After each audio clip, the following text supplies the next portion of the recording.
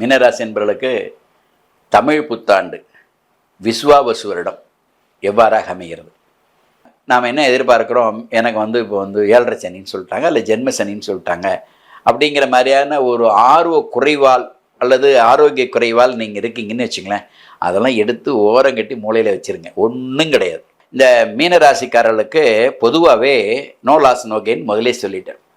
எதிர்பார்க்கக்கூடிய வெற்றி இருக்கும். நாம் என்னென்ன இந்த மாதம் இந்த வருஷத்தில் பண்ணணும் அப்படின்னா, பல அச்சீவ்மெண்ட்ஸ் பண்ணுவீங்க, நல்ல காரியங்கள் நடக்கும், தடைப்பட்ட பல காரியங்கள் உங்களுக்கு தடை நீங்கி அந்த காரியங்கள் வெற்றி அடையும், பொருளாதாரத்தில் இம்ப்ரூவ்மெண்ட் இருக்கும், எதிர்பார்க்கக்கூடிய மனமகிழ்ச்சி தரக்கூடிய உறவுகள் உங்களுக்கு மேம்படும், நல்ல கல்வி நிலையில் இருக்கிற மாணவர்களுக்கு கேட்ட இடத்துல கிடைக்கும், கிடைக்கிற இடத்துல ஒரு முறைக்கு 2 முறை நீங்கள் தடையை மீறி அதை நீங்கள் அதை அச்சீவ் பண்ணுவீங்க. அந்த அச்சீவ்மெண்ட்ஸ் உங்களுக்கு பெனிஃபிட்டை கொடுக்கும்.